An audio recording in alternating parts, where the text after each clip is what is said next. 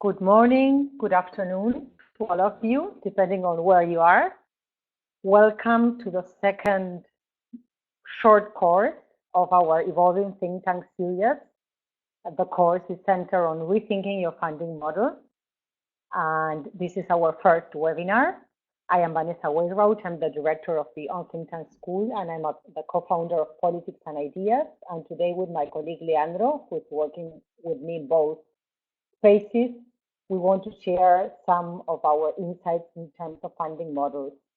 You have already received the background note, and this first webinar is to further discuss some of the thinking around that background note and also share with you some new knowledge.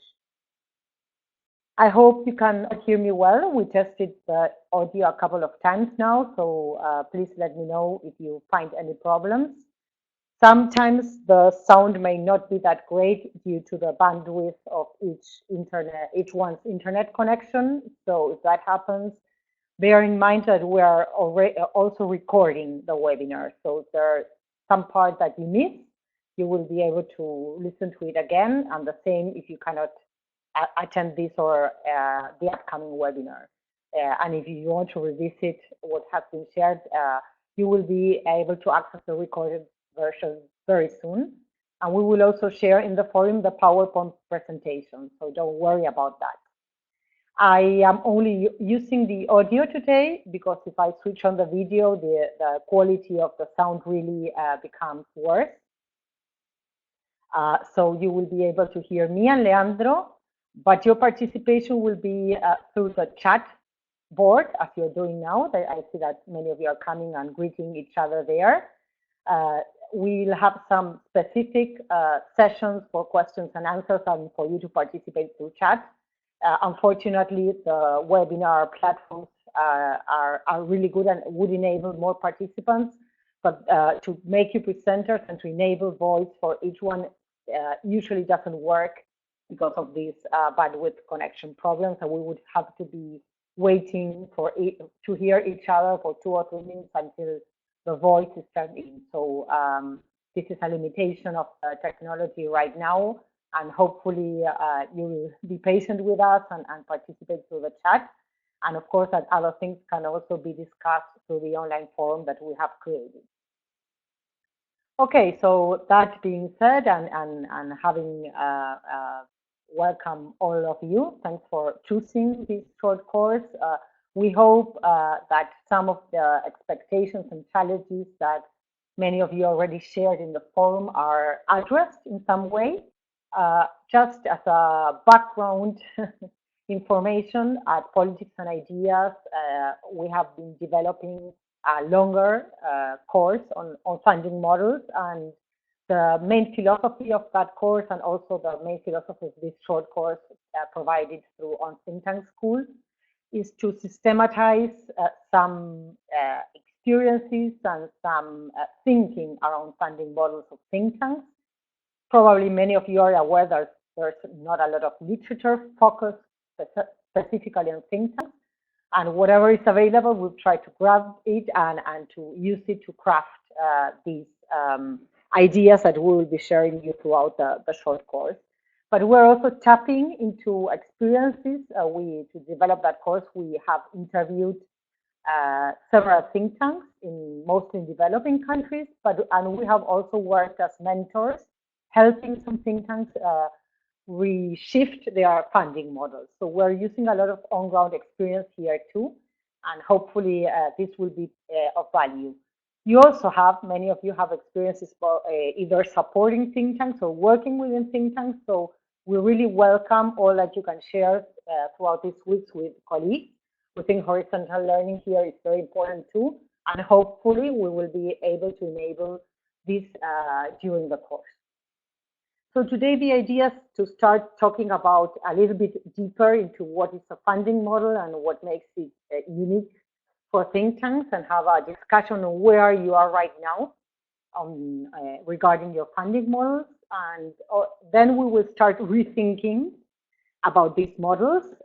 We need some description and clarification about what they are, but then we also need to dig deeper and look into the assumptions you use and the measures of success used when you are assessing those funding models, and also explore the different implications that those models have on research, policy influence, and communications, as well as staff within your organization.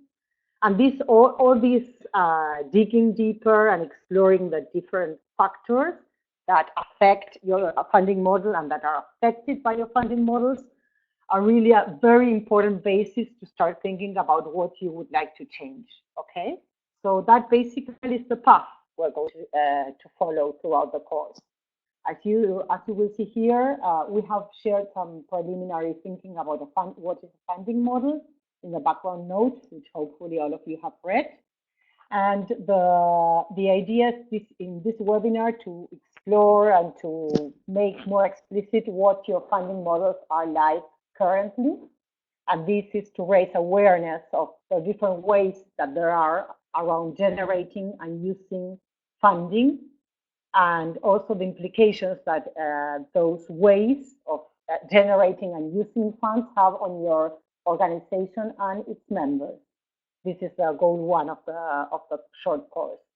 And then, as I anticipated some minutes ago, the idea is of course to look into the future and to strategically identify, each one of you will be invited to do this, to strategically identify the areas for the potential areas for change, for short-term change, basically.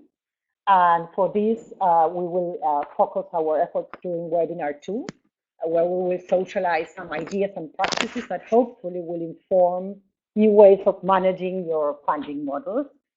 And all this sharing of knowledge and discussions that will happen during these 2 webinars and also through the online forums will lead into an exercise. We hope that by the end of the course, you will be able to take new ideas and concepts and practices to the ground, to the reality of your organizations.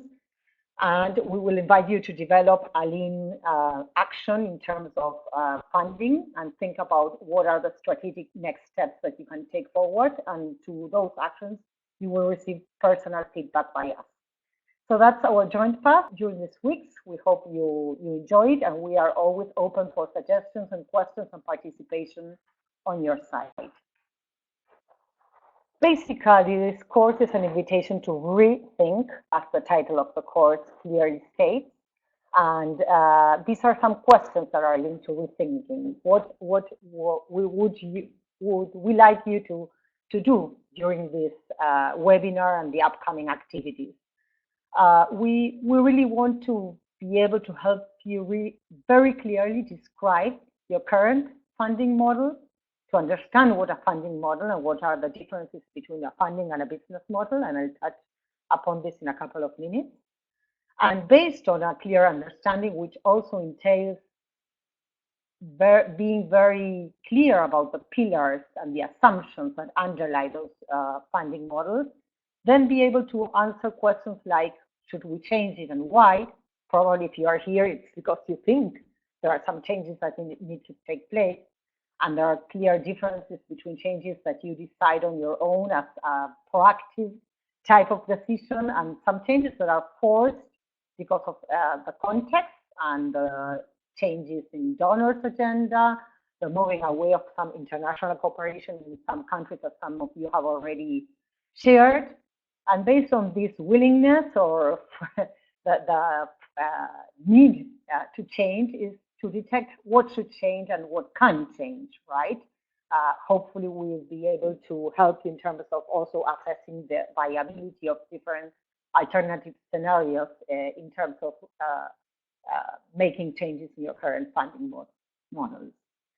So a lot will be about rethinking, and for that rethinking, of course, that we are coming up with some specific methods, tools, and ideas. But then each of you will select his or your own path in terms of how deep and in which aspects of the funding model that are worth thinking. And based on this big picture, you will probably select some more concrete areas of change. As we already shared in the background note, what we understand as a funding model is the methodical and institutional approach you use to build a reliable revenue base to support your organization's core programs and services. There are many important words here, right? And we will be talking about them because they are, I mean, this is the ideal funding model probably when you are really able to have an approach where you can secure this reliable support base for your core programs and services. This seems to be a very logical way, right, of working. And probably when we devise, if any of you do have a fundraising plans, probably this linear way in terms of, okay, you are going to be deploying a set of activities and tools in a regular way and embedded in our institution, be it through a fundraising unit, research areas, and or the communication support, etc. And we are doing this because we think that this set of activities and strategies are the right way to ensure that we have this revenue base, we have the needed incomes, and we can rely on them so that we can conduct our programs and that also we can we can sustain the services within the think tank that are needed for the programs to successfully take place and develop, right? But of course, there are a lot of noises within this proposition because why? There are sometimes a lot of gaps and disconnections between these three layers. And this happens because many times the way this methodical and institutional approach, as it evolves and as we interact through those strategies and activities related to funding with those who are could be interested in providing some support and funds are not clearly aligned, right? There are the interests of those when we go outside in terms of supporting our work or our organization are not clearly and directly linked to the way we are proposing them to support this work, right? And also probably they are sometimes many of them are not directly related to the core programs and services that are aligned with our mission and with the organization's general goals. So, and this is also sometimes happens because the identity of our organizations is not that clear. Our contexts are really dynamic and evolving, and there are organizations that are in themselves changing in terms of the focus or the priorities that they want to, the priorities around not only specific policy issues or research issues, but sometimes it's also about the priorities in the way the organization wants to interact with other relevant stakeholders. And governmental changes may entail some shifts from like a think tank that regularly provided advice to a government to become more of like a watchdog or a monitoring organization. So this happens. We see that happen within organizations. So sometimes even the identity and what should we do, taking into account this shift in the political and social context, it's not that clear. And we have questions around that. And so what our core programs and services are really changing. How much should they change? How much should they depend on that context? That's a strategic decision. That's like, there's not a clear-cut answer to that.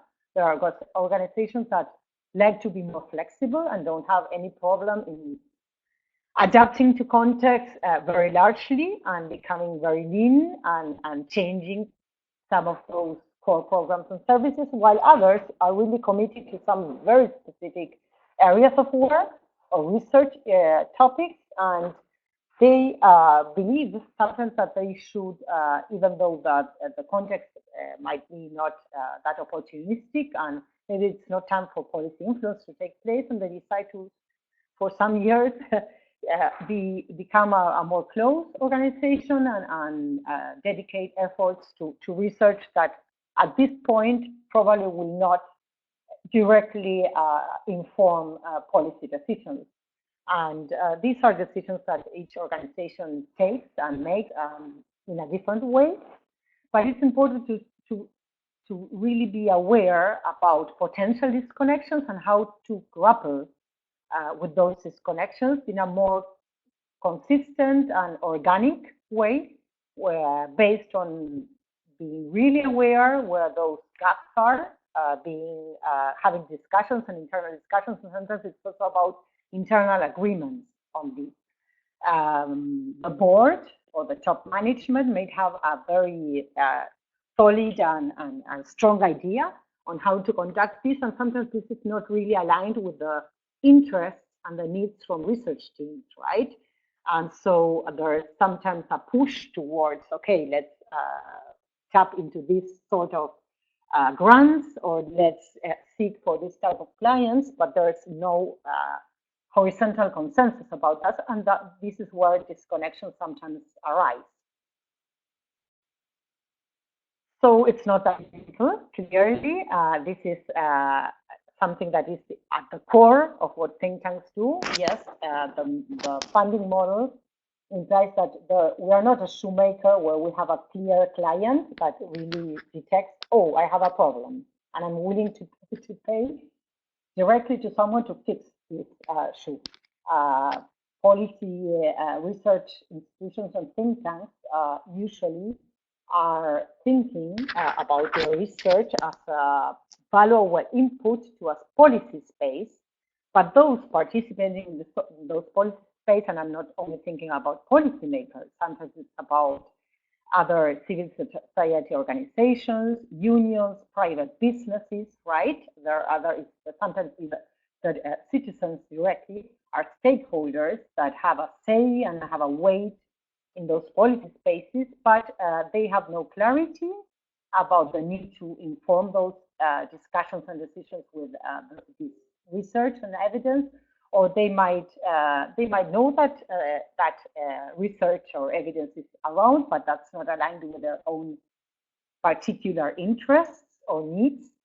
And then we have some people, some individuals and organizations that may be interested in supporting the work we do, but maybe it's not exactly that type of research that we're thinking about, or maybe they are willing to support a very short-term type of research project or intervention. But we know that for that to really ingrain and to get embedded in a policy space, and to frame a policy, to change a framing of a policy problem, or to really develop some policy options that are heard and used by different stakeholders, would take a time that is much longer than the time frame of that support.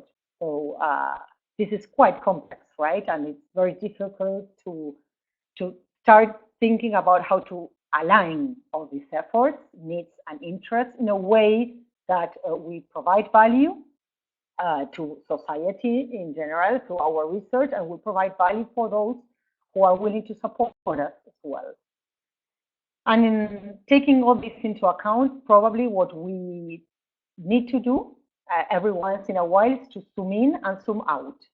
Complexity requires that we take a look at the larger picture, so we need to really zoom out and take a look at all the circumstances, external and internal factors that affect this interplay between what we want to do, who would benefit from what we want to do, and who would pay for that. And also and also take a look and dig deeply into some parts of this whole puzzle, right?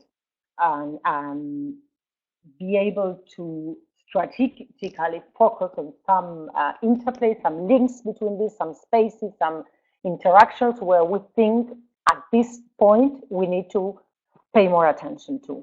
And that's part of the play that we want to propose for you to do during this short course. So we will be looking into the larger picture and looking into major forces and factors, but then of course we want to get operational and we want to make some very clear and concrete changes. So we will after we do this larger zooming out and taking a larger view, like flying up and making all this strategic thinking about the big picture, we need to land somewhere and we need to operate within this large picture and to detect, okay, these are the specific areas, aspects, or relationships that we need to change. And these are some ideas on how we are going to be doing this. So this is part of our invitation during the course. As I was saying before, every think tank has a different business model, and the funding model is the way in which you, as I said before, you look for this reliable funding, reliable revenue source to support the work you do. This work you do, these core programs and services that you deploy can be framed in different business models, which are related to the way you work. And this way you work, I mean, I'm following here a spectrum. Of course, in all of these, there are no pure and specific types, but more like hybrids. But it helps to think where you stand in terms of your main mode of work. Do you usually do mostly independent research? Do you characterize your work more under consultancy or contract work? So you're basically doing research projects under the commission of a supporter, or most of the work you do usually is tied into policy influence or advocacy, and for that, then you sometimes develop some independent research, or you seek you seek for support in terms of grants to support that advocacy work. So this is different modes of work, and probably you do some of all of them, but it's good to take a look at and see at this stage of evolution of your organization which mode of work prevails, or if you're having the right balance or the needed balance between these modes of work. And of course, that those different works also are embedded in the type of message that you're basing your work on. Are you mostly driven when you're doing this independent research, or when you're conducting the contracts or the advocacy work? Are you basically communicating your proposals and the value you're providing on ideology and values and interests? Or would you say that you are standing more on doing or contributing through applied and empirical type of research? Or would you say that most of the work that your programs are conducting are closer to the typical theoretical or academic research? And how these different modes and messages interact can can be translated into different types of organizations, right?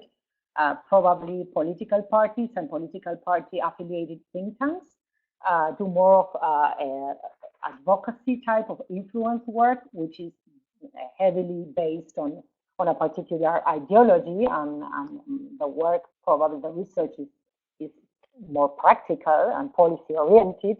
And if you're a more like typical and traditional research organizations like Oxbridge, you would be doing conducting your own research agenda, independent, long-term agenda based on a solid group of researchers who have been doing this academic type of research for a long time, right? Then you might have NGOs that are more traditional NGOs who increasingly are adding evidence and research departments that do some synthesis of knowledge or conduct some more like practical type of research by applying to grants that are related to their core values and interests. So these are different business type of models.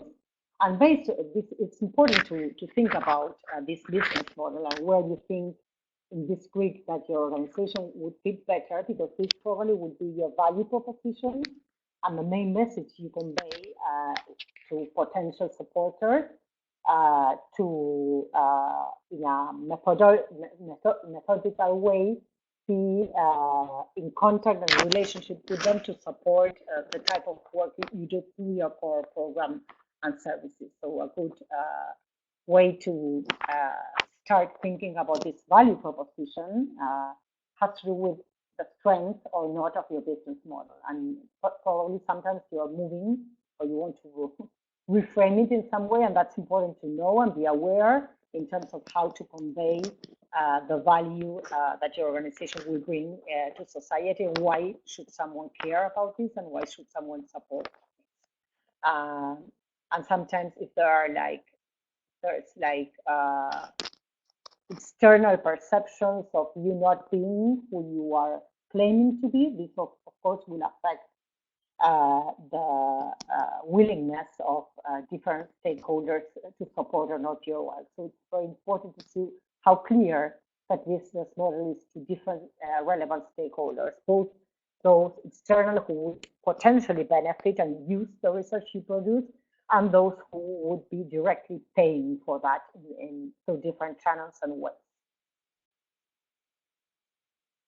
Most of the think tanks have three basic ways of ensuring financial sustainability to be who they want to be. We call them the three big C's. Again, of course, this is not clear cut.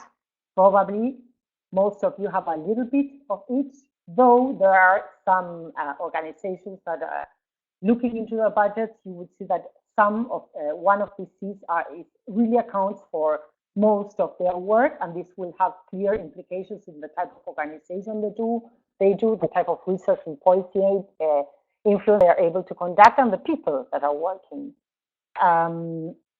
Core funding, I'm sure most of you know, and probably is something that those who don't have it would love to have it, because this is the type of funding that can come from different sources, but that basically implies that those supporting you partly underwrite your general operation, right? Rather than being that support attached to a specific project or activity, that is what happens with contracts and grants. You are able to secure support for your general operations. So these usually has main components that have to do with sustainability, because this core support can be directed at covering some operational expenses, which are usually hard to cover through the other type of sources.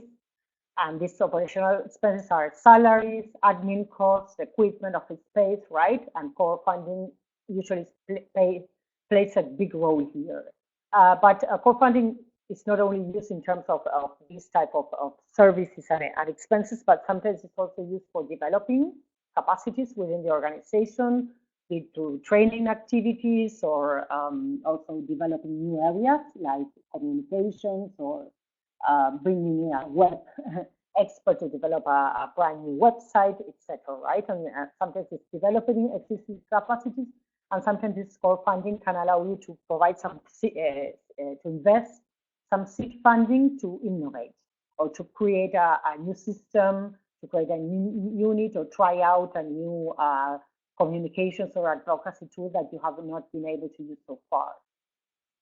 Contracts and grants, on the other hand, are those supports that are really all the work that is funded on an ad hoc basis, ranging from the typical donor grants to support from foundations and cooperation agencies, but also consulting projects that may be requested from you by a client who pays for those projects, right?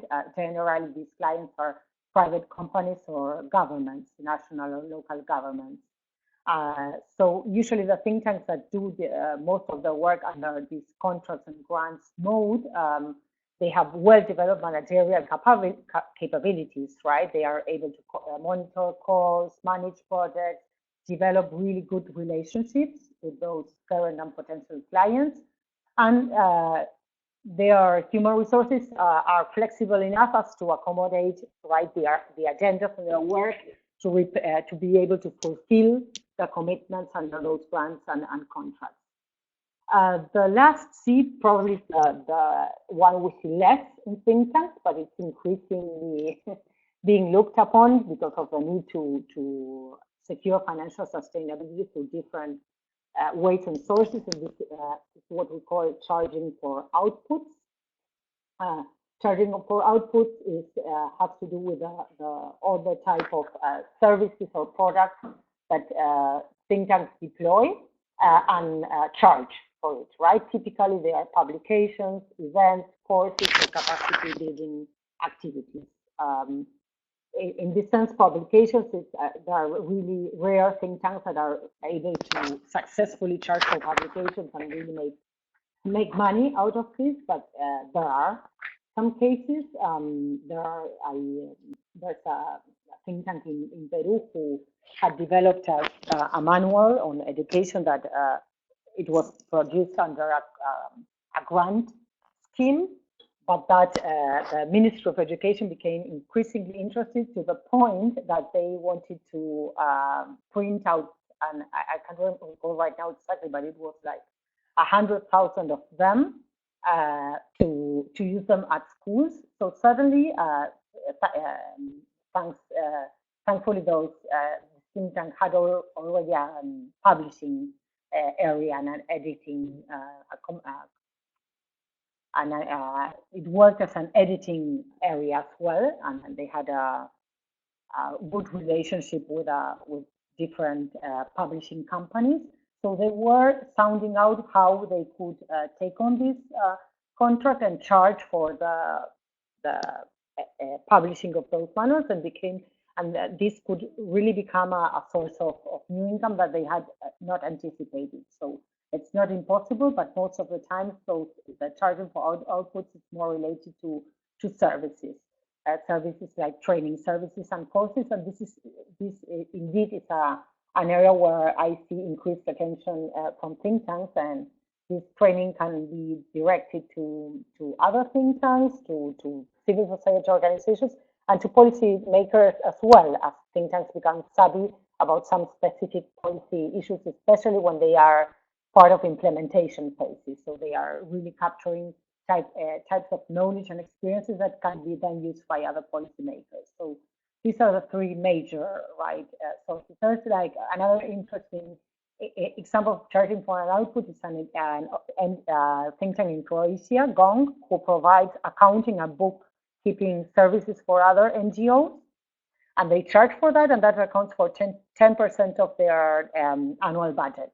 So they were really good at that, and they decided that they could provide this as a services and charge for that service. So that became an interesting idea or an interesting new source of income for the think tank. And based on these main sources of funding, you will find these ideal types of, again, ideal because most of you probably have hybrids between research centers, consultancy type of organizations, or more what we call more project managers, right? And this, when most of your funding source comes from the first big C, the second or the third, probably you will become a different type of organization. I won't dig very deeply into this because Leandro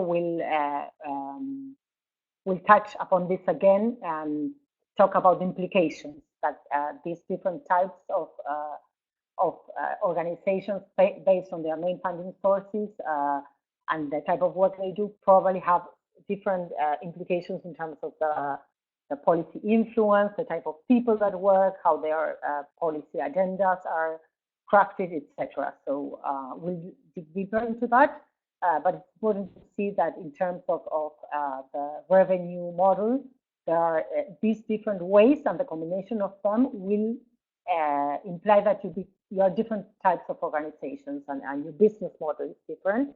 And to align that and to make it clear is sometimes a challenge in itself.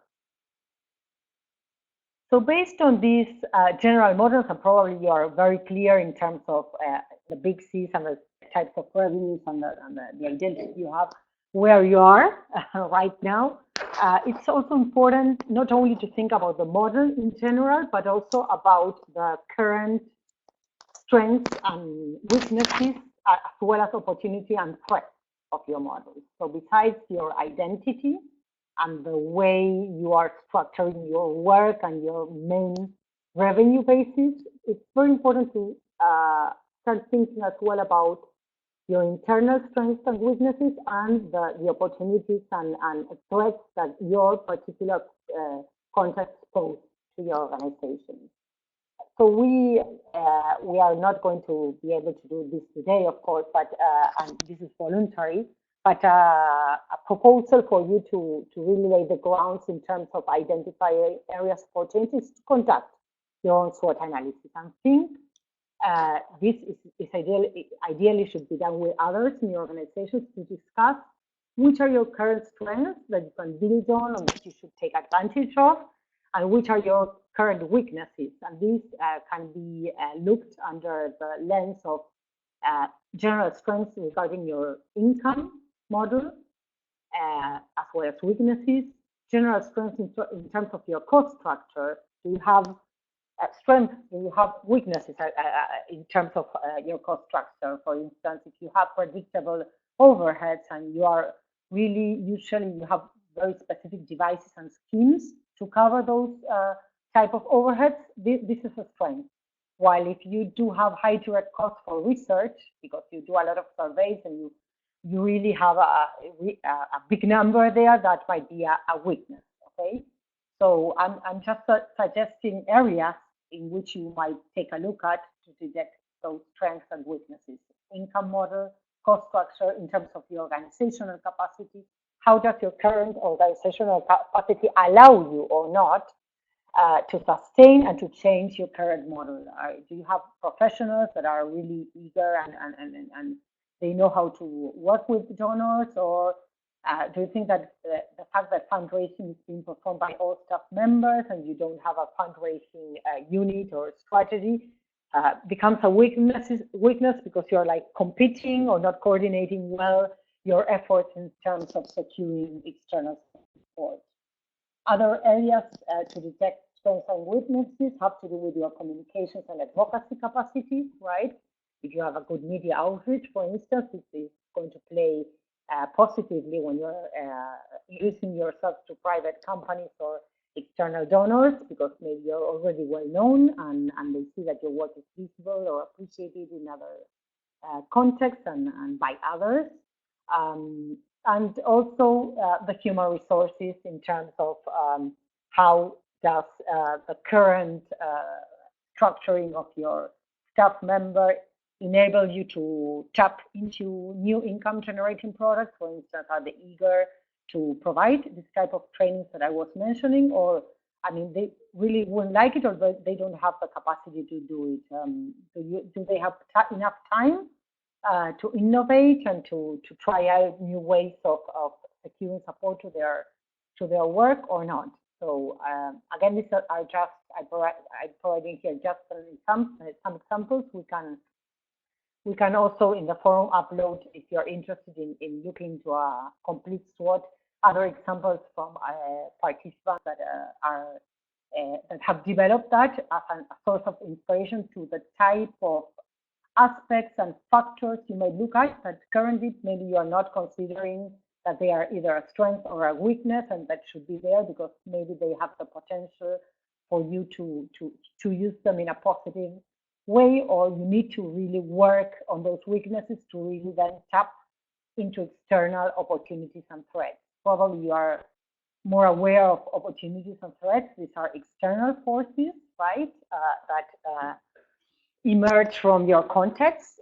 They are related not only to funding trends and how donors behave, but sometimes it has to do with legal settings, legal uncertainty in terms of taxes and tax exemptions or regulations that may significantly affect your think tank, are also threats that are worth looking at, as well as opportunities in terms of are there any changes among policymakers or governments that could lead to an increasing need of your research, right? Or are they like other developments in terms of data in your countries, like are data being increasingly being open and transparent. So this might entail a decrease of costs for your research.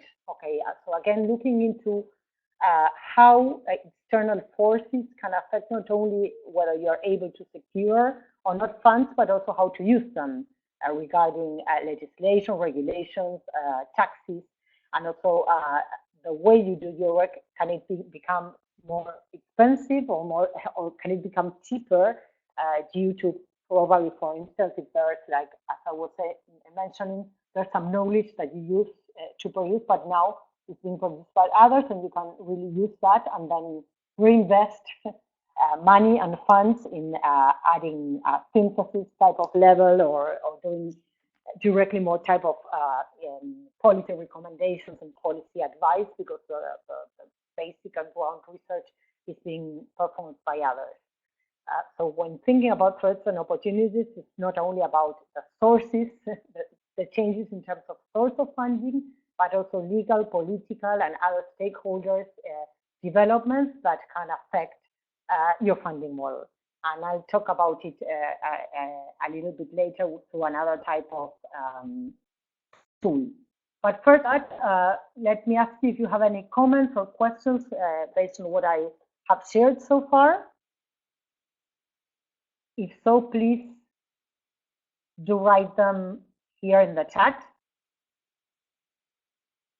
Has anyone performed just SWOT analysis of your funding models? Do you think this is a useful tool? Come in. I've talked for a while now, so any comments? Any questions?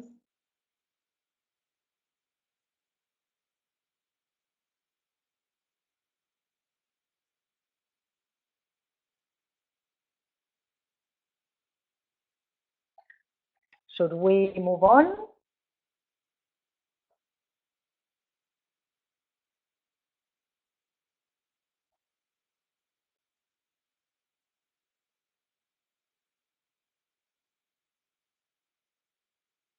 I see some of you writing, so I'll wait.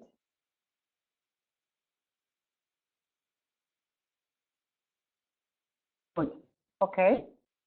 To move on, I'd like to ask you about, can you very quickly detect a very relevant strength, weakness, opportunity, or threat that you're currently facing, or that you want to build upon, or that you want to address? Juliana, I will upload them in the forum. I will upload another tool that I will introduce in a couple of minutes. So all the resources that I mentioned will be uploaded in the forum so that you can download them from there.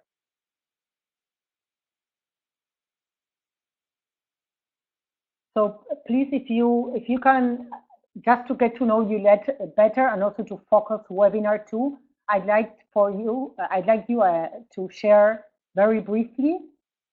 I'm sure that there's like a specific strength or weakness or a threat or opportunity that you are really dealing with or you want to pay attention to. So please share them so that we can get to know a little bit where each other is right now.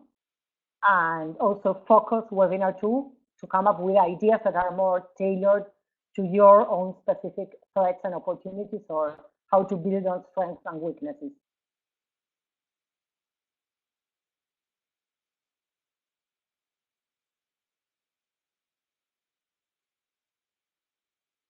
Hi, Sarah. Yes, I see here your comment about funders that are not interested in policy impact, but more research focused. I'm not sure where, maybe I said that, but I didn't mean to say that. Or did you read it somewhere? Because what I wanted to convey is that sometimes funders are interested in policy impact, so they are able to fund the first stage of policy research production, but that impact takes usually such a long time that that support is circumscribed to 1 or 2 or 3 years at most type of support. So they are not being able to see the whole type of results one would like to see as policy impact. So that's what I meant in terms of funders that are willing maybe to send, not to fund the academics type of research, but policy relevant research, and see the results of those research within the policy space within time frames that sometimes do not allow that. So you have a problem there because they come and they want to see results, but you cannot ensure potential weaknesses. Right. I think the issues they found. Let me get back to the potential weaknesses. Yes, this is what I meant. If you mean these policy cycles, usually extend far beyond project cycles, so it's difficult to demonstrate impact. So that's a weakness in terms of conveying that you have the advocacy capacity and ensure that piece of research will really inform and be used within a policy space. Does this help, Sarah? These are very concrete examples from course participants of the previous course. We didn't write them down. These are things that participants detected as their own strengths and weaknesses, and I thought it would help to show them. Okay. Sarah, it would be.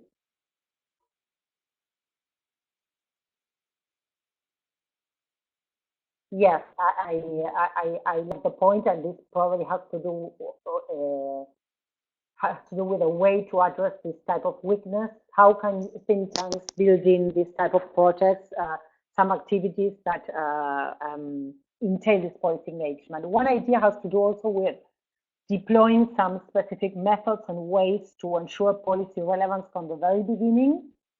We also have a short course on policy relevance research, and what we have found with several think tanks is that there are very specific ways of improving the way they design the research projects and agendas in general to ingrain policy influence from the very, very beginning, which increases the potential use of that research, not only in the final stage with the findings, but also in terms of sometimes co-defining some of the goals or the focus of a specific research project with the policymakers who will then use it. So please, if you can briefly, some of you at least, I would like to have 2 or 3 sorts of strengths or weaknesses. Some maybe just think about opportunity and threats that we can build on from your organizations. What are you facing right now that is a threat for your funding model that you would like to pay attention to during the course? Or is there an opportunity that you want to use? Is there a particular strength or weakness? Just like 1 or 2 lines from some of you that will help us tailor ideas for change in webinar 2. Be brave. Just throw 1, 2 ideas. Thank you, Alejandra. I see that you are typing.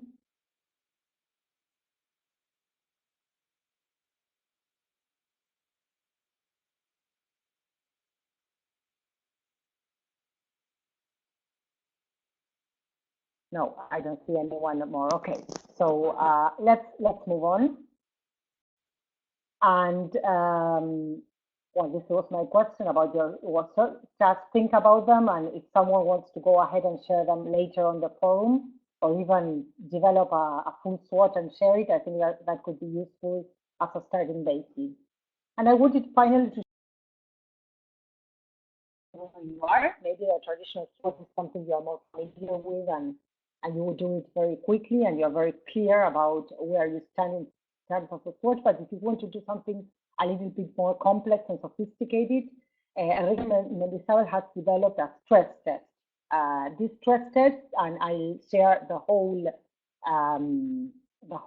tool in the platform. It's a tool that allows a think tank to test its sustainability, looking beyond its current situation or the past, and exploring how well you are today and how ready you are to face future challenges in terms of your sustainability.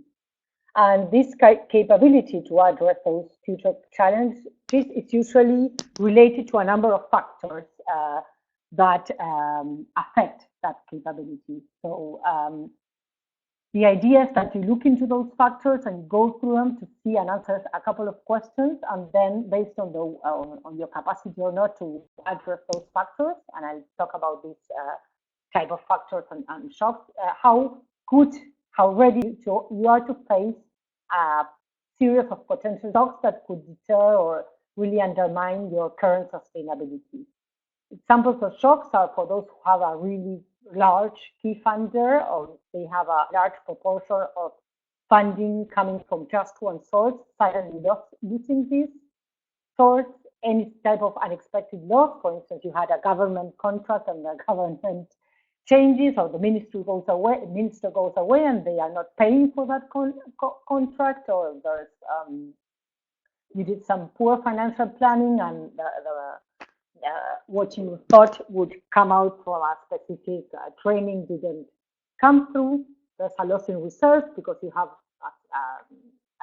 some investment scheme that was affected by a financial turndown, right? Or positively, you have a sudden rise. There's like a very good news, and you have a large project coming in that entails bringing on new people and a program really becoming much larger than others suddenly. So how you will handle this? Yes, these are all type of potential shocks that will gravitate heavily on your funding model.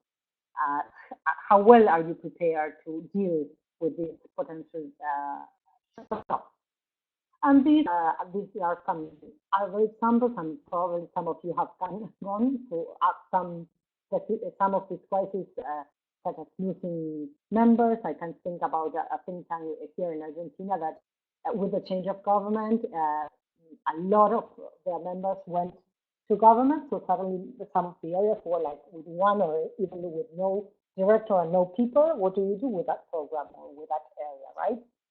Or as I was mentioning within threats, an unexpected change in taxation or the way you can employ people. You are hiring them under some sort of contracts that are no longer feasible and available. What will one do, right?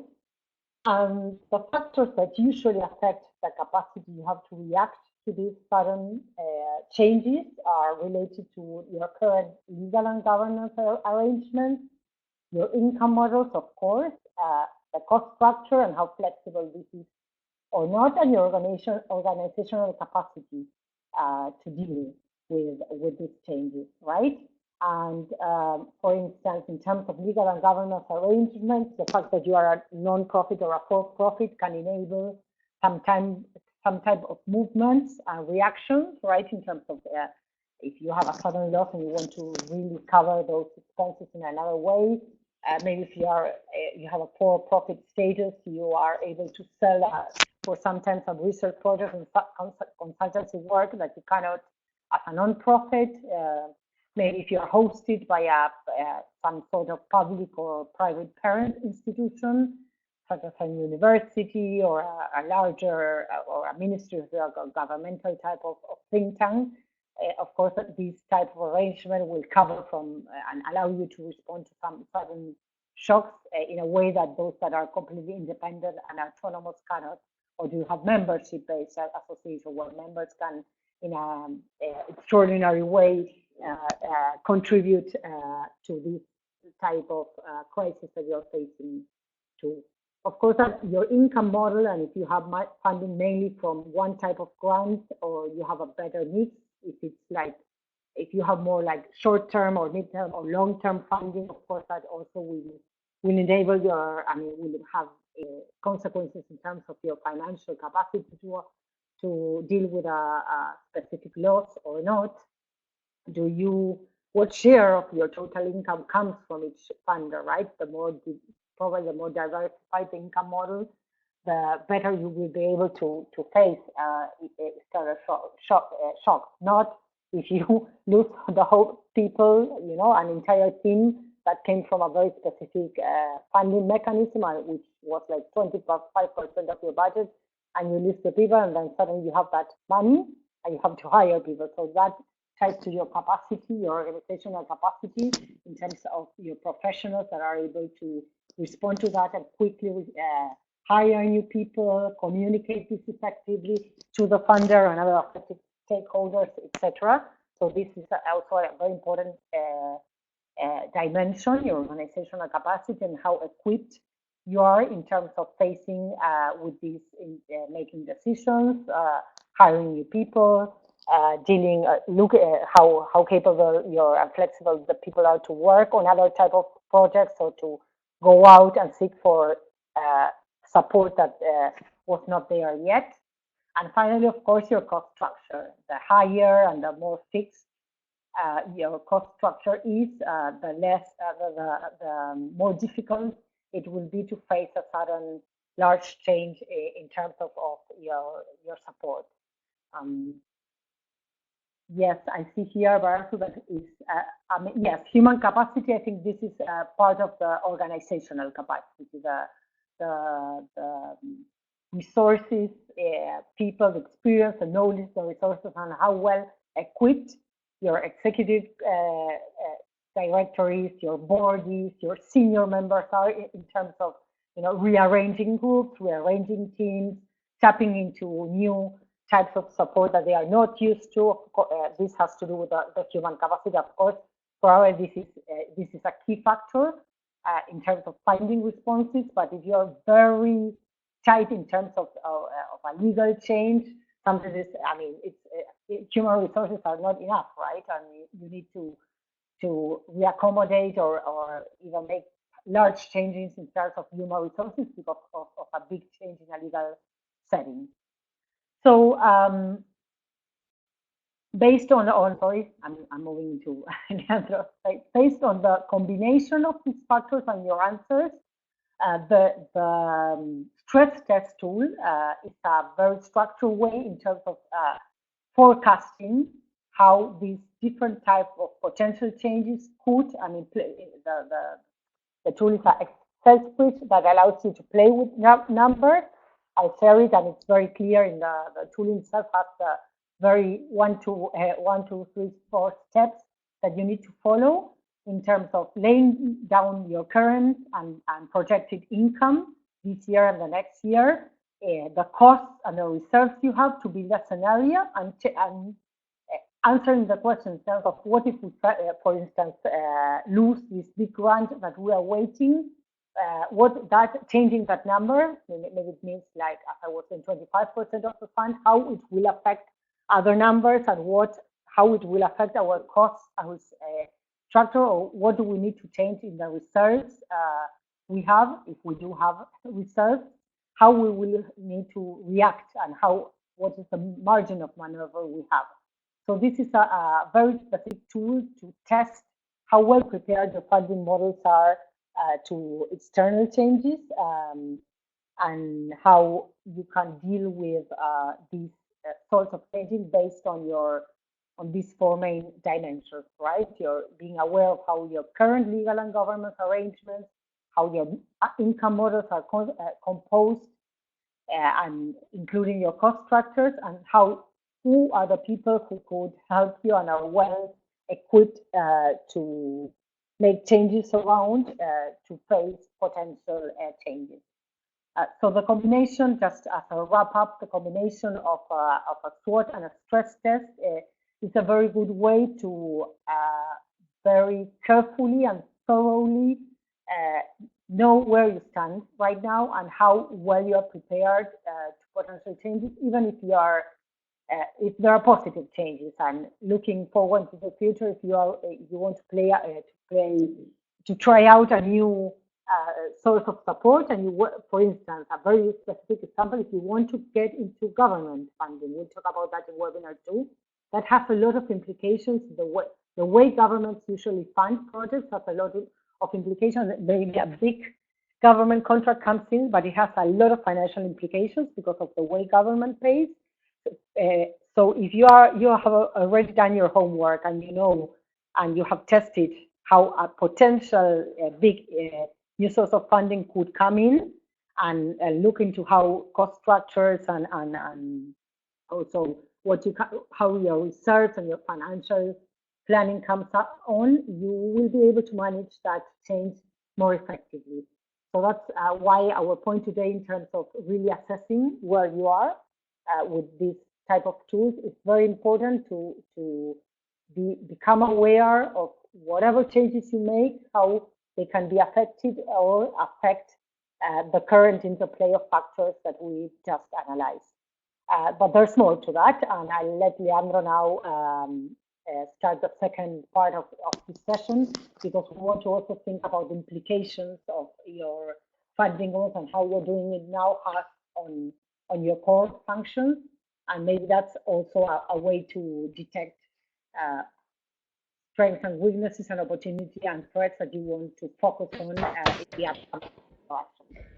So thanks for being here and your questions and your contributions, and I'll let Leandro follow now. So, hello everyone. Can you hear me well?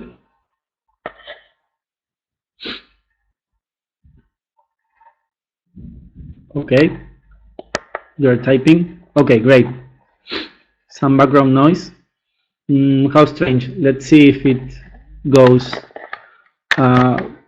because it's silent here. So you let me know if there is sound interfering. So thank you very much, Vanessa, for your presentation.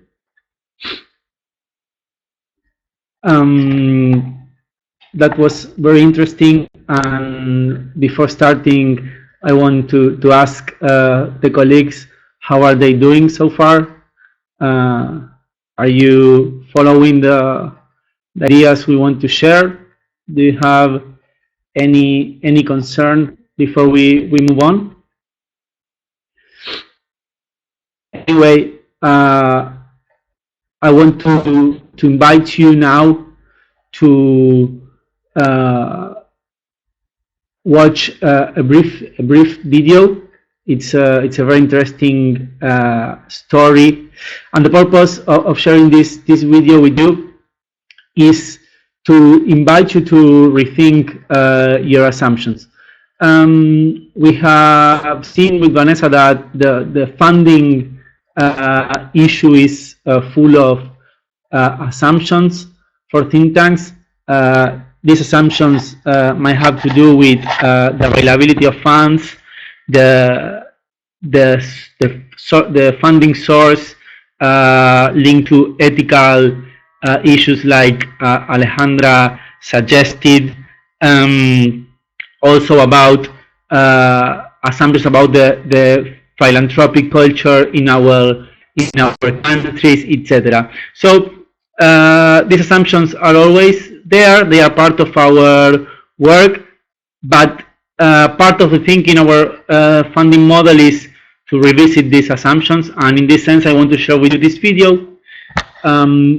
We will put it here, but I will also share the link in case you want to watch it in your own computers.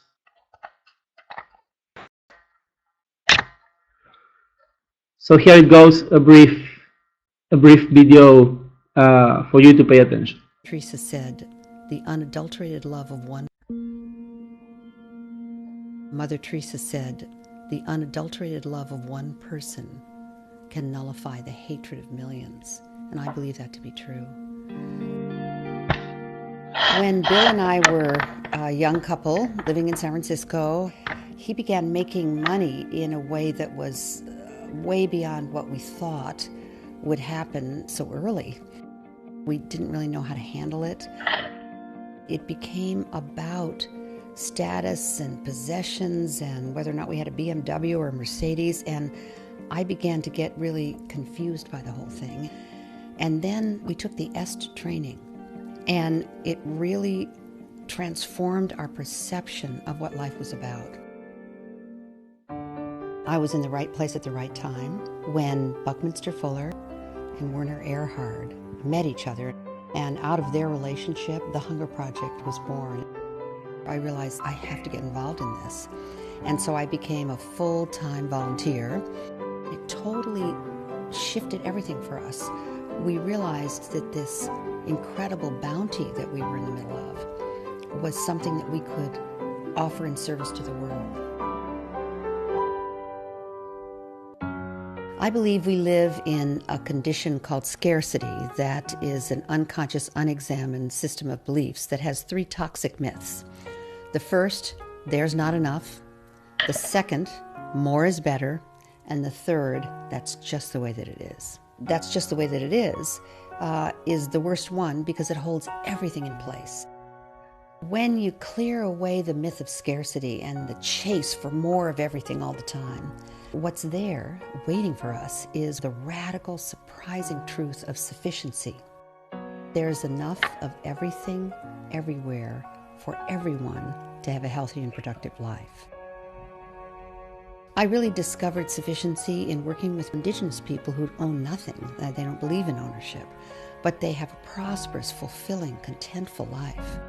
I get very clear from Buckminster Fuller that we are moving from a you or me understanding of the world, that is, you make it at my expense or I make it at your expense, to a you and me understanding of the world, where you and I can both make it at no one's expense. The context of sufficiency gives us a new way to look at that flow that comes through your life called money. People don't really know that the word philanthropy means love of humankind. Love of humankind. It doesn't have anything to do with wealth. So everybody's a philanthropist. In a world where people understood sufficiency, we would be thriving. Everyone would experience prosperity, not because of accumulation, but of what they share with each other. I look forward to that day.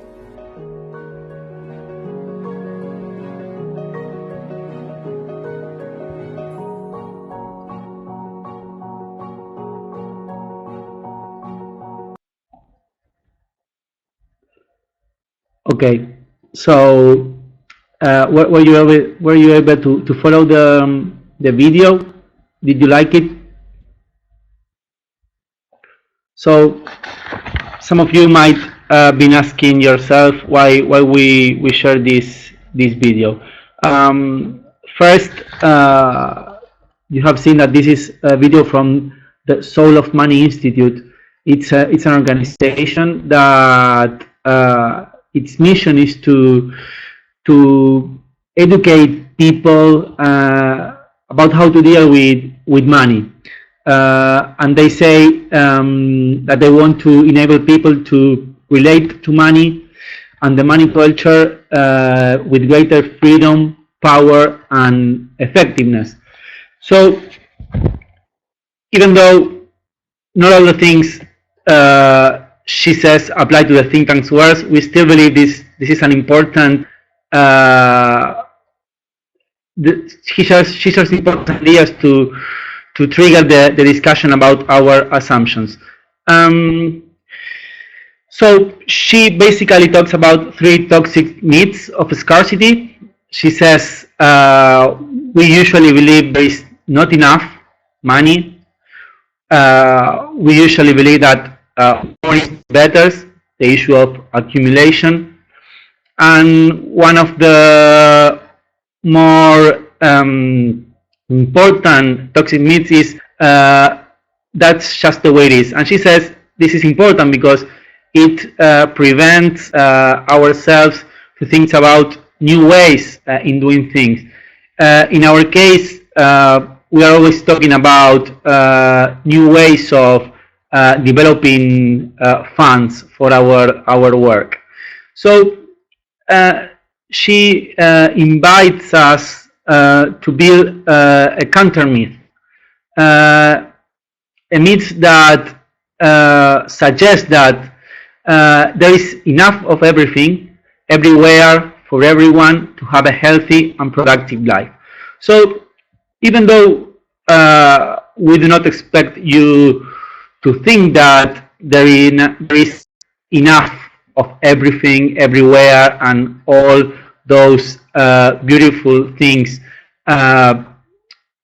she shares, we still believe this is an important start point to for you to start thinking about your own opportunities in the funding landscape.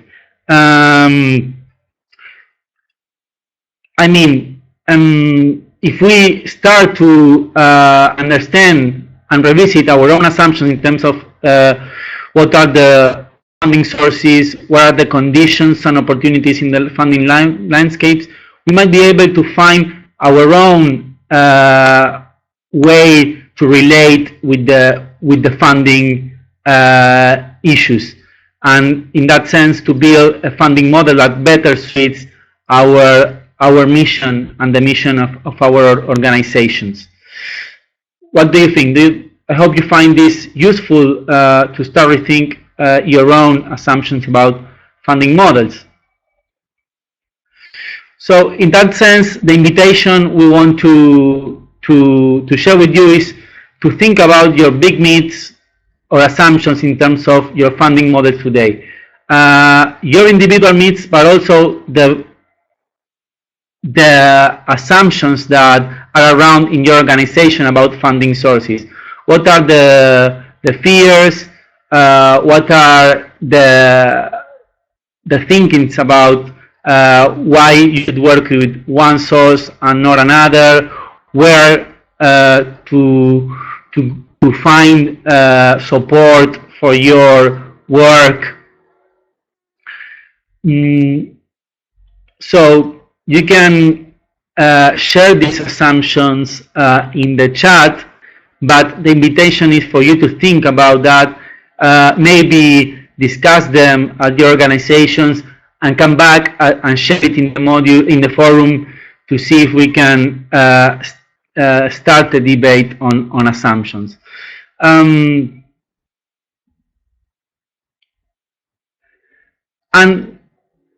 linked to the assumptions, we want to share now some of the challenge and main concerns that you share in your application forms. So you are currently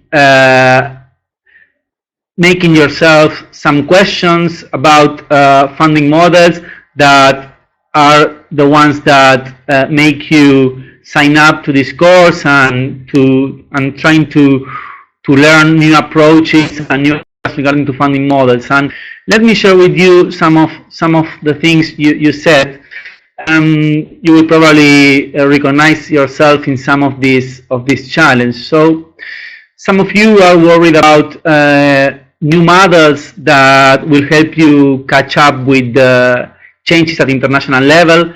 Carlos was sharing yesterday that Latin America is suffering a withdrawal of the funding sources. So one main concern has to do with how to follow these changes at the international level, but more than follow, how to protect ourselves and continue doing our work with even though these changes in the funding landscape. Another concern you share was has to do with how to figure out the right size and scope of your think tank, considering the demand of work and available funding. So this also has to do to how you shape your organization, your mission, your work, your structures to adapt to the funding opportunities and the demand of work. Another concern has to do with how to have a better sense of the cost of doing your work as a think tank. And once you have a good sense of them, the question is, how do you get those costs covered even with restricted funding instruments? Another typical concern has to do with how to guarantee neutrality and independent results with finance researches. So this is some of the questions you shared and the things that brought you here to the course. And sometimes we really want you to think about your assumptions and try to answer or make these questions again once you could rethink and revisit your assumptions.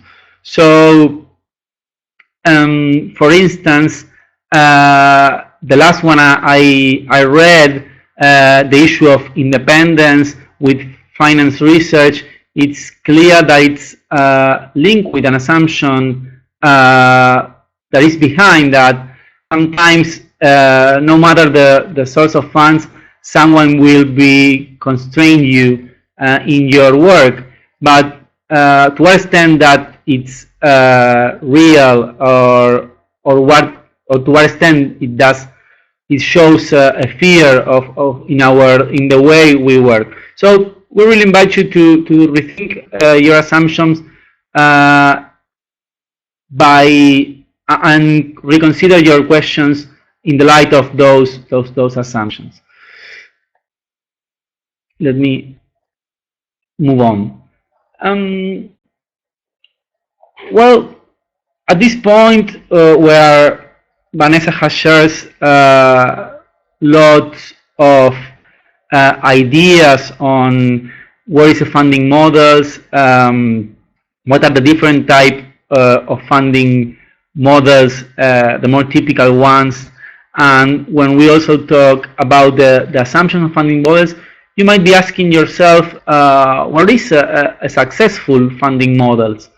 Of course, there is no a correct answer to these questions.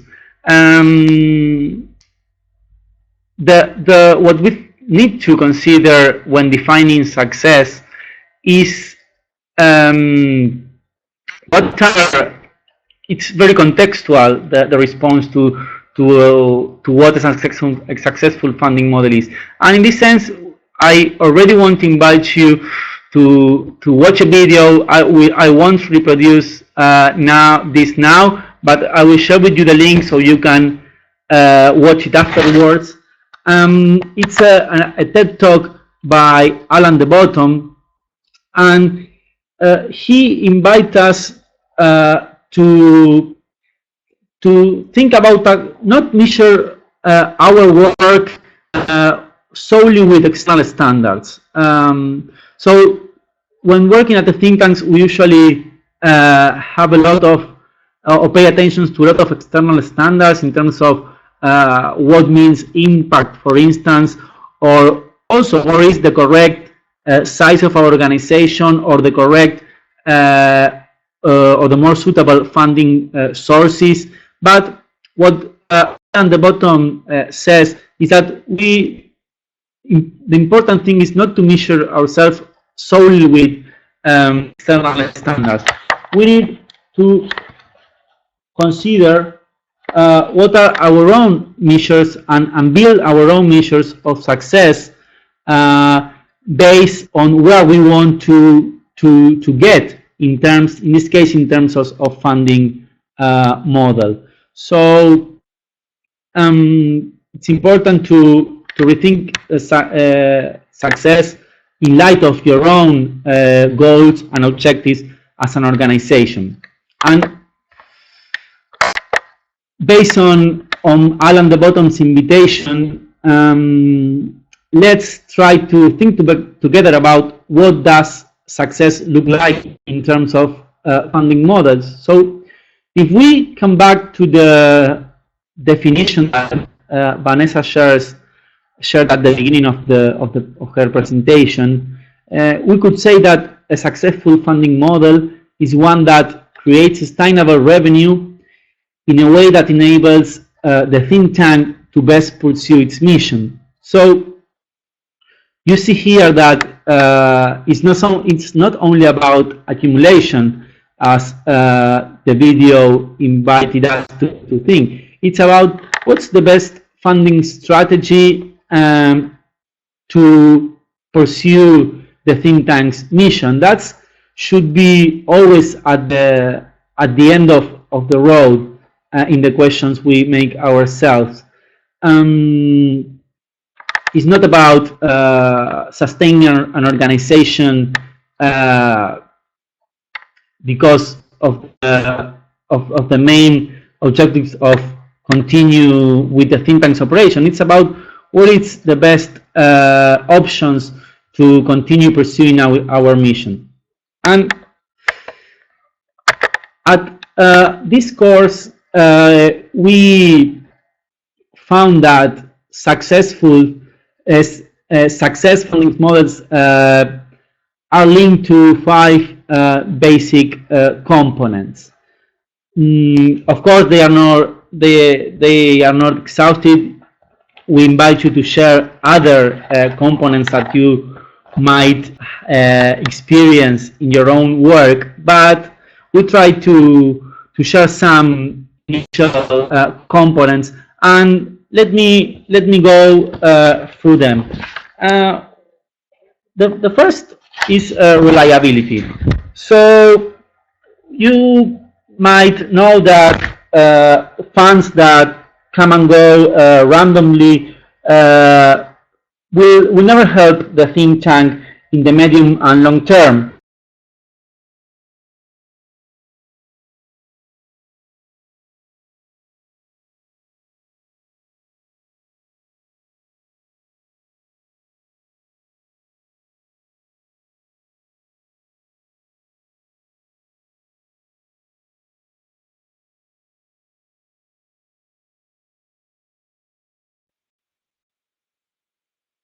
Hi everyone. Leandro has just informed me that he's coming back. Don't worry. If he does not, in 2 minutes, I'll continue. I can take over. Oh, he's back again. Okay. Sorry about that.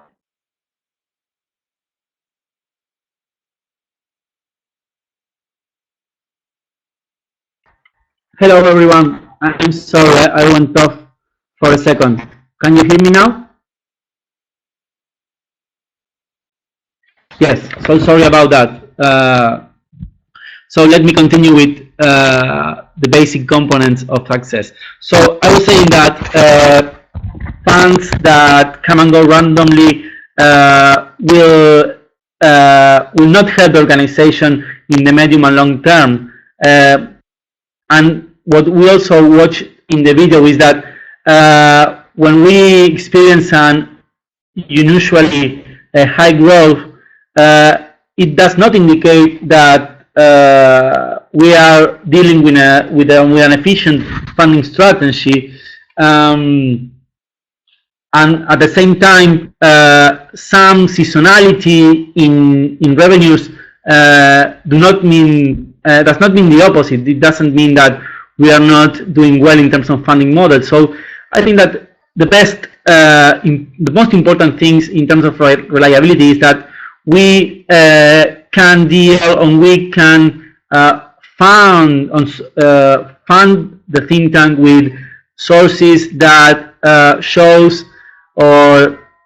comes with some reliability in terms of their support. So some seasonality is accepted, and also high growth are parts of the scheme, but we need to find the right balance. We need to plan also on this to avoid being in the middle of the road with no funds. So this is important in terms of funding models. First thing, reliability. The second thing is about diversification. You might have heard many times that putting all the eggs in one basket is not advisable.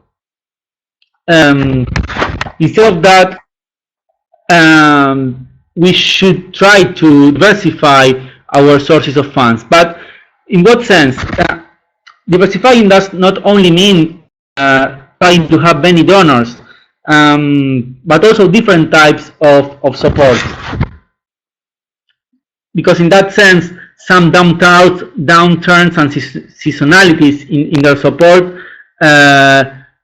should not coincide. So if you have many donors, many different donors concerned with different policy topics, in that way we avoid the downturns to coincide. That's also an important issue that is also linked with reliability.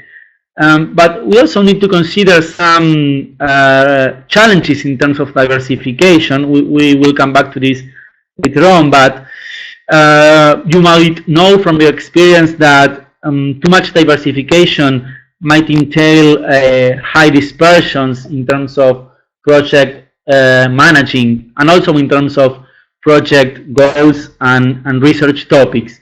So that also creates first a lot of administrative burden that you need to consider when defining your funding models, but also it might make you go away from your original research agenda. So we will come back to these implications in a while. The third basic component of a successful funding model has to do with acceptable conditions. I'm sorry that the definition in the box is not the suitable one, but we will share the correct definition afterwards when we share the presentation. So the point here is that whatever administrative, contractual, or programmatic conditions are attached to the funds, these funds should enable the think tank to do its policy work and its research work to the best of its abilities. In this sense, we need to pay attention to what extent the funds entails a lot of bureaucratic work or impose some restrictive requirements, and of course be able and consider the possibility of saying no when the conditions are not acceptable for the think tank. That's another important point. Here Pablo is asking, having different type of donors requires a complex administration system. Yes, that's the point of diversification. Of course, it has its positive sides, but we need to consider the risk, the challenge, and the negative sides of all these components that define success. In terms of your question, Pablo, let me come back to this in a while. We will look at implications and how to deal with them. Another basic component of a successful funding model has to do with independence. This, of course, is one of the main concerns for every think tank and researcher within a think tank. And the point here is that a basic condition of a good funding model it's that it will ensure that the think tank remains independent to govern itself and make policy research decisions. For instance, and one of the main things is what issues the think tank should pursue. It's very important to be autonomous in the definition of your research agenda. And finally, the fifth component that we want to share with you is transparency. Sometimes it's not transparency is not so present, and some think tanks that remain behind the curve in terms of of transparency and accountability. The point here is that those interested should be able to track the reaching of funds that think tanks receive. You might have heard about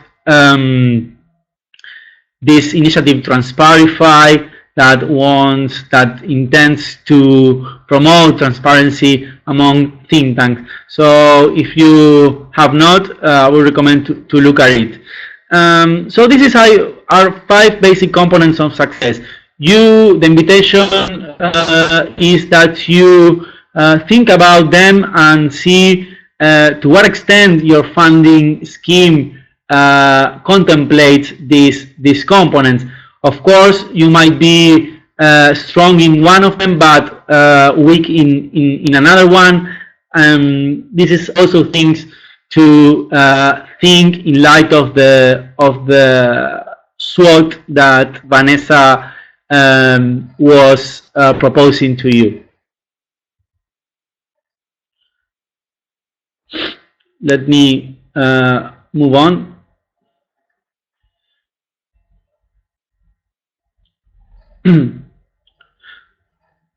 So, how are you doing so far? Any questions before we move into the implications of funding models?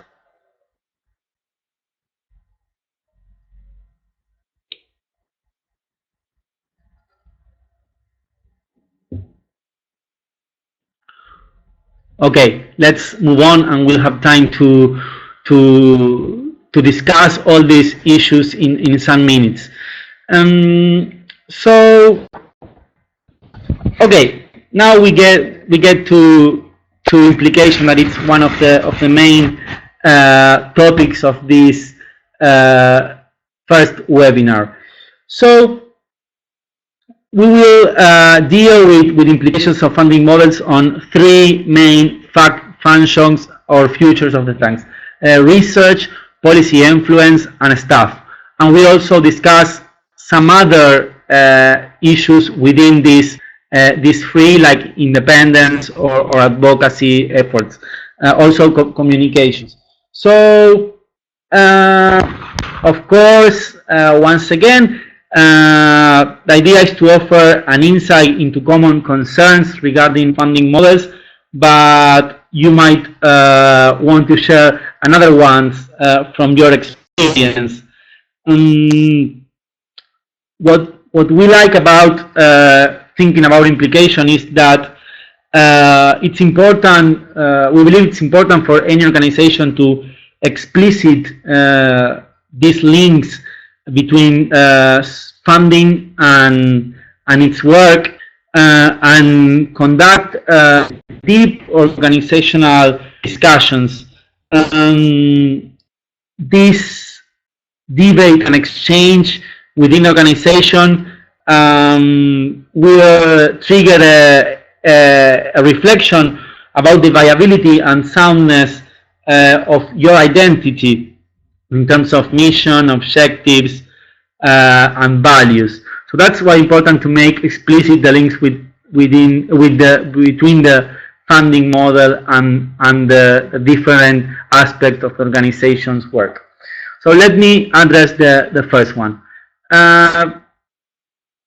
Of course, it's very clear that the way that the think tank is supported might entail some implications on the way it conducts its research agenda. So Vanessa has already shared some ideas on this.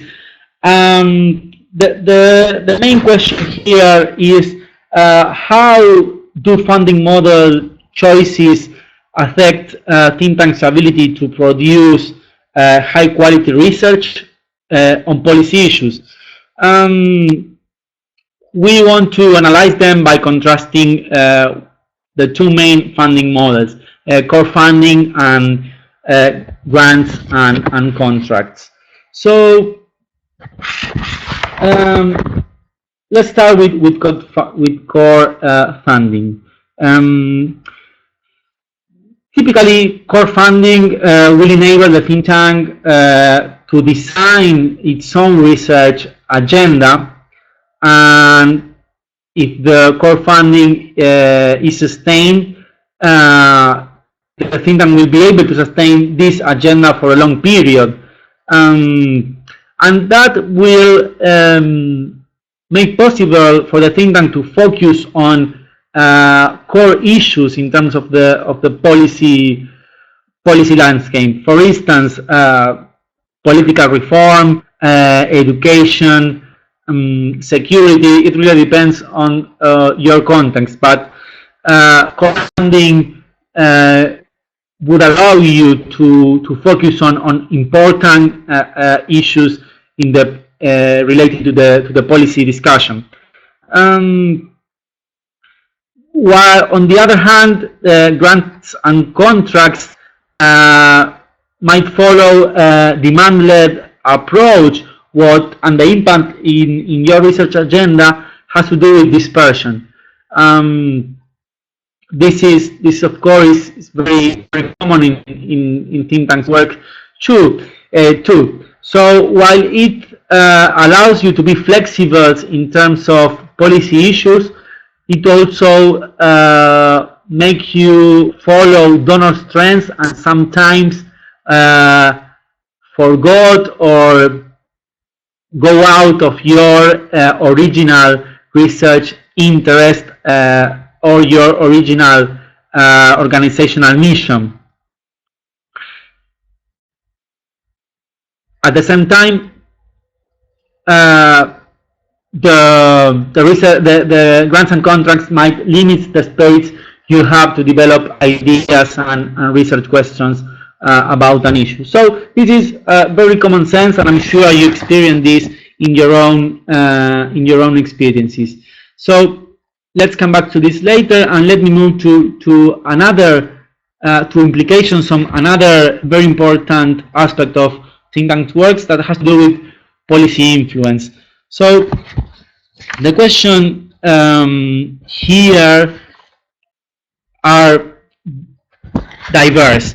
And in terms of policy influence, one of the main question is what funding models allows you to conduct research that is policy relevant and useful for decision makers.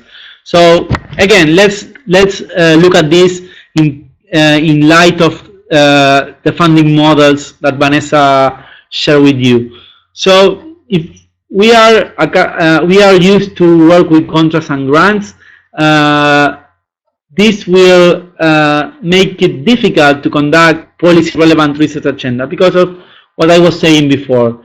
If we follow external trends in terms of, for instance, international donors, these trends are not always aligned with local demands and priorities. But on the other hand, if we turn to other funding sources like governmental contracts, we can increase the relevance of research because we are working directly with the decision makers, but the risk is that with our research, we can legitimate decisions that have already been made, or at the same time lose independence. So we need to consider these pros and cons in terms of policy influence when we shape our funding models. Another question links to that is to what extent the funding model allows to take advantage of policy windows, and it's very related with the timing for policy influence. So flexibility in terms of contracts and grants will allow the think tank to react rapidly to an emerging issue on the policy agenda.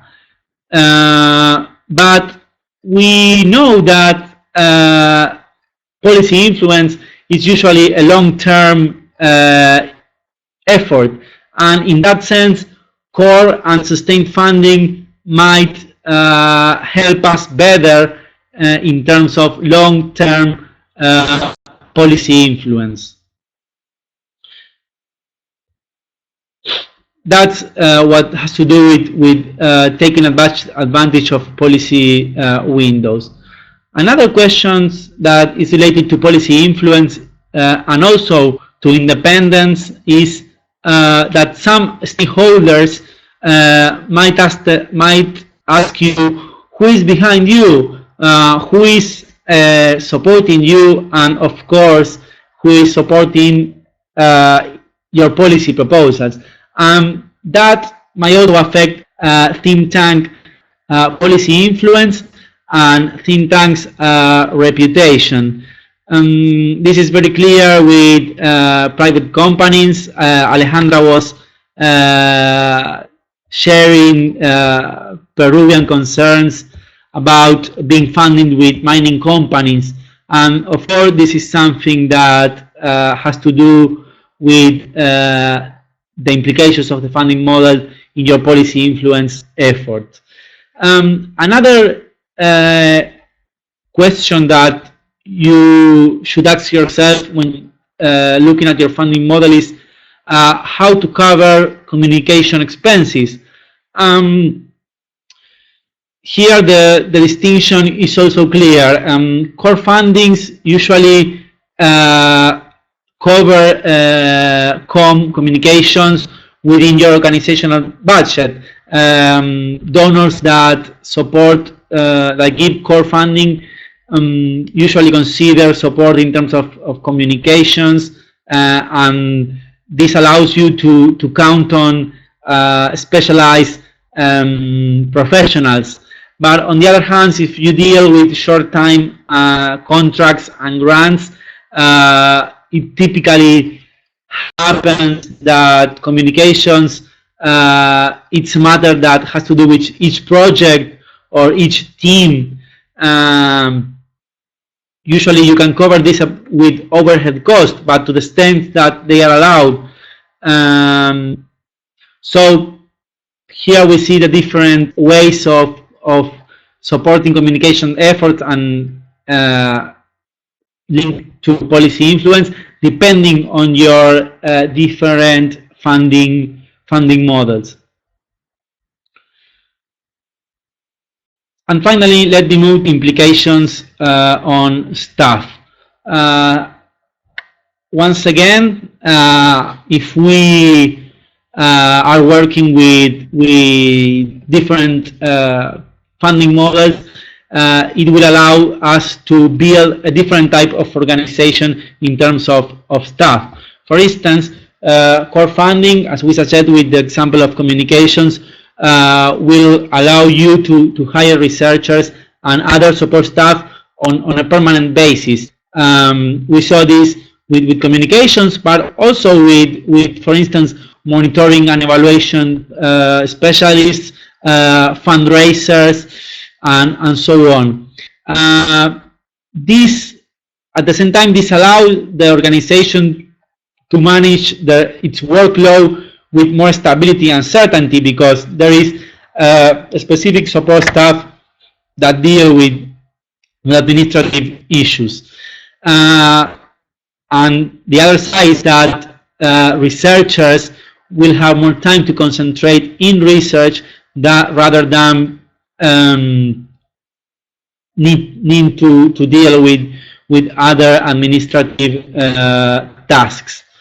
On the other hand, grants and contracts entails contractual flexibility for the staff. That is, you will hire staff or different researchers and specialists depending on the topic you are working on, but also it depends on the availability of funds. So it's that will generate that some projects can count on communication actions, while others need to dedicate the time of the researchers to deal with that. That on one hand, and on the other hand, of course, if you need to hire researchers and professionals depending on the projects and the funds, that will affect the sense of belonging that the staff shows to the organization. If you're typically working with lots of associates or external consultants that are hired in a project-based modality, that will affect organizational belonging. And this not only has it's not about the organizational belonging, it has implication in terms of what do they acknowledged when they participate, for instance, in the media or in other spaces? Do they recognize their participation in your think tanks or not? To what extent that entails that you are losing opportunities to show your work? So these are some of the main implications that on this important future related to the think tanks work. And the invitation now is for you to think about your own implications and the implications of your own funding models in your work. So we invite you to think about to what extent these implications that we share are present in your work in terms of research, policy influence, and stuff, and what others appear that we were not able to address, and most important, what implications would you like to change about your funding models? So please, let's use these minutes to share your own implications or the implications of your own funding models. And of course, we can continue this discussion in the forum. What we have done while you think about these implications, please don't be shy and share them. We can help with some things that other think tanks that have participated in previous courses have shared. So one colleague suggested that his organization used to work with specific contracts in some sectorial areas, but when they started to receive core funding support, it allows them to build a more integrative and coherent research agenda. That's one of the implications. But rather than sharing these ones, we'd like you to share your own ones.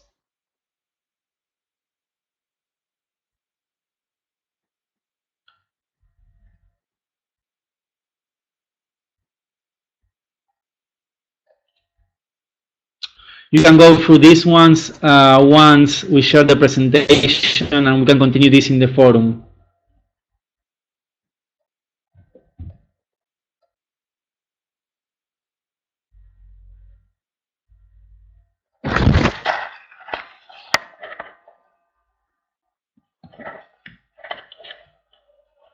I saw some of you were typing.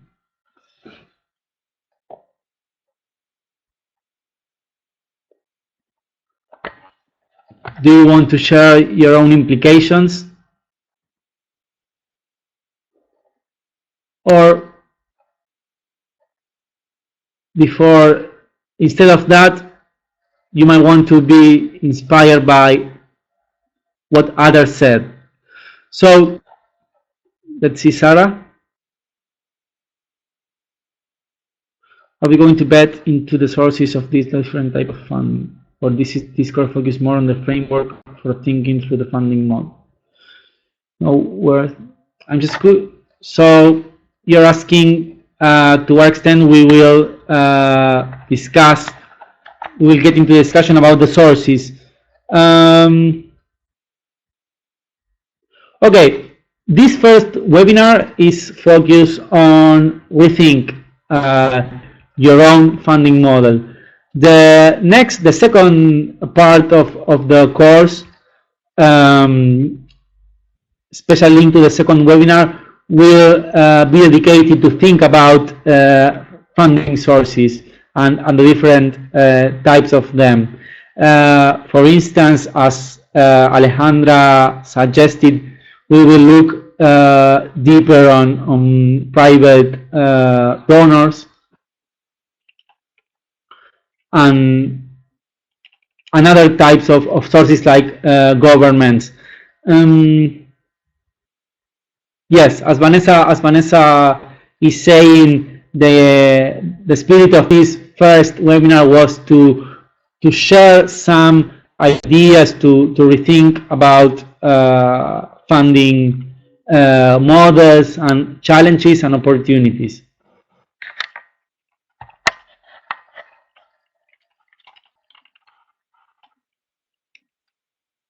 So let me invite you once more to share your own implication. And if you don't want to do it now in the chat, we can come back to this in the forum that is in the Moodle platform.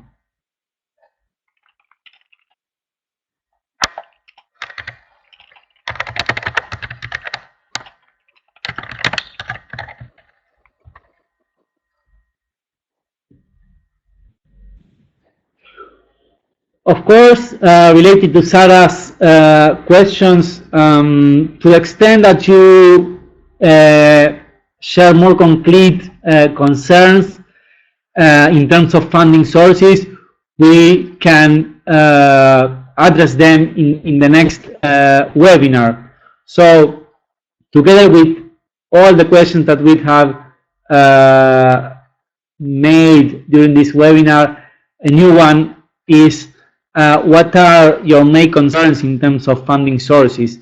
It's clear to us that private donors and private support is one thing that some of you might want to explore, but please let us know what other concerns in terms of funding sources you have.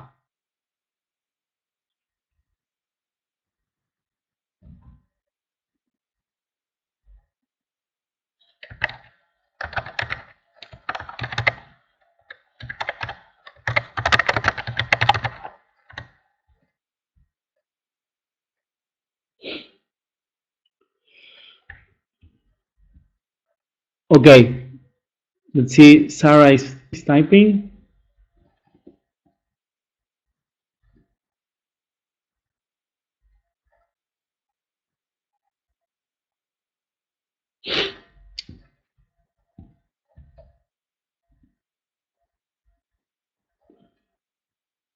Okay, just want one more minute to see if there is anything you want to share. Here is Alejandra.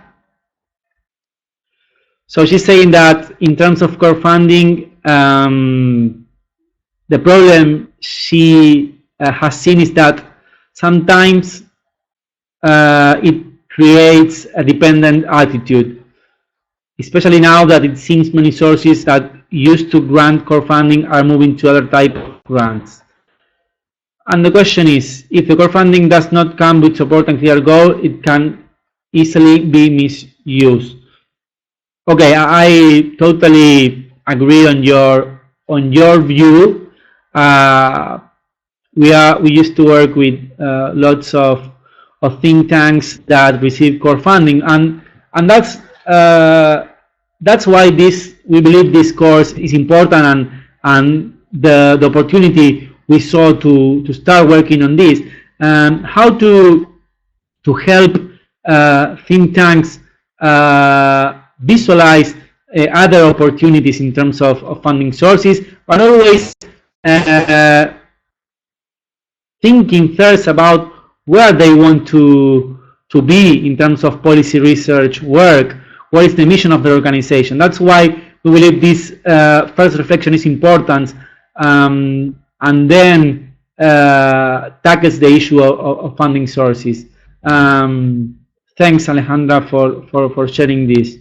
It's especially important for Latin American think tanks, as Carlos was sharing in the forum. Let me read Sarah's point for all of you. She says it seems that the discussion of implication is a two-way street.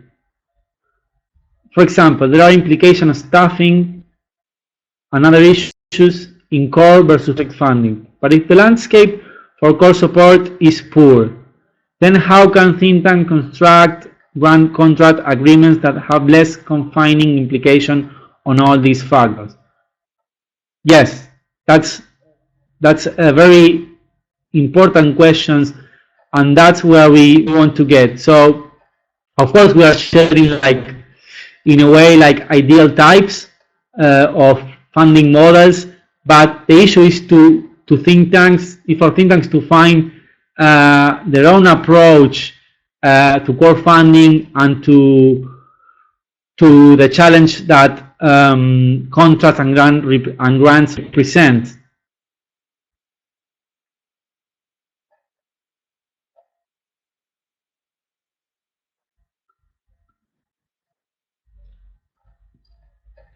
And yes, sometimes we forget that we tend to associate core funding with international donors, but private individuals or philanthropies might also be part of the core funding model. So sometimes individuals share or support organization, and this support is not strictly attached to a specific project. It's just core support that the organization has freedom to use it in one way or another, to the extent that it remains transparent.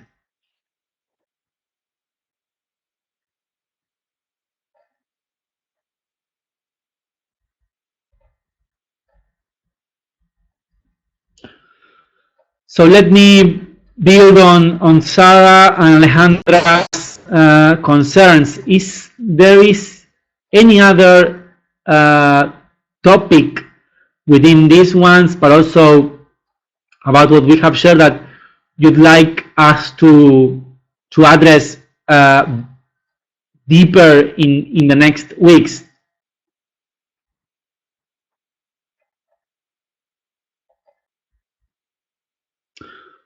So Sarah's assumption is that the landscape for core support is poor because many of the Hewlett Foundation grantees tell that. Okay, we of course need more empiric analysis, and yes, that's a good invitation to the others to share their own experience in dealing with core funding. I'm very happy to see a donor representative on board, and I'm glad that you have all these concerns, Sarah. I hope the think tanks here will help you and help us think about that. Let's see an experience from Brazil. So core funding, okay, it has to do by ideological, it's interfered by ideology.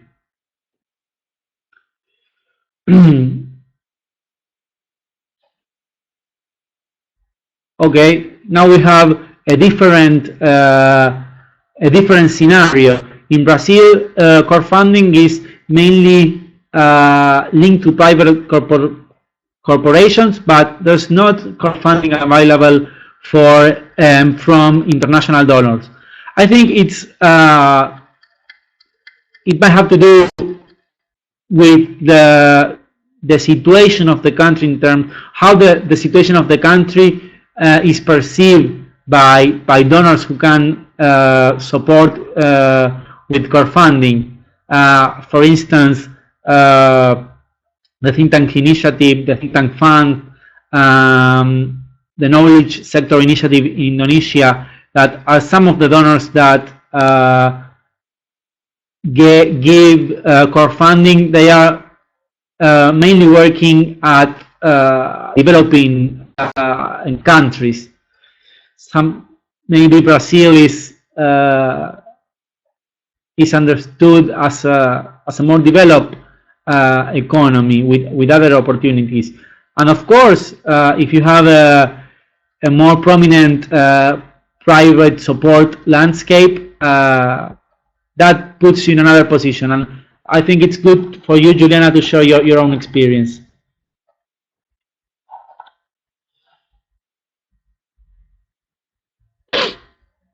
Okay, now Vanessa is sharing a strategy to mitigate the impact of one single or private company supporting your work.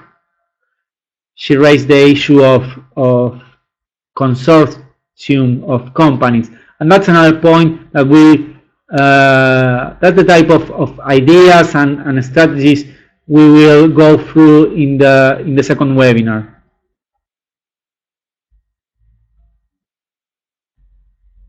Okay, I think we are on time, and we have been discussing for 2 hours. Let us share the next steps, and I will give the voice to Vanessa. Thank you very much for your attention and your participation. Thank you, Leandro, and everyone who's contributing with ideas and questions and challenges. Our idea today was to draw this big picture and invite you to also fly up, take a look at your organizations, select those implications, those assumptions, those opportunities, threats, or strengths and weaknesses that you want to concentrate on. And as Leandro would say, was saying, share those in the forum so that we can come up with concrete examples, mechanisms, and methods that are related to your own and particular needs. Okay. So the next webinar will be much more focused and concrete. But this is such a wide landscape, and there are so many things that we could touch upon that we really need you to help us by prioritizing the things you want to learn about. So we will, as next step, we'll share some further reading to support what we shared today with you on the forum. Please go ahead and participate by reacting to all the things that we have discussed today and sharing your assumptions, your challenges, your dilemmas, your opportunities and threats that you want to focus on. Those who want to develop a concrete SWOT or stress test, we welcome you to do so, or we can be of assistance if you want to really nail down everything and document where you are right now and where you stand and what you need to face. You're welcome. That's not mandatory at all, but you may do it. And we will wait then for you in the forum to better interact and make sure that we make the most of webinar 2 by tapping into all the knowledge and experiences that we have seen so far to help you answer questions and define your next steps. Okay. Yes, Carlos, the stress test, as I anticipated, I will share the full tool, Excel spreadsheet with all the indications in the forum. Okay. So don't worry, you will have the full stress test there. You will have the presentation and a list of added literature to read on and the recorded version of the webinar. Whatever comes up as you go through all that and any additional needs, please use the forum, ask, we are there for you. Thank you for being present. We are 5 minutes past the promised hour. Hope you have a nice rest of the day. Do not feel shy to ask or comment through the forum or through emails, whatever you need from us that helps us move along this and help you make the changes and the decisions you are thinking you need to make. So that being said, thank you all. Have a nice day.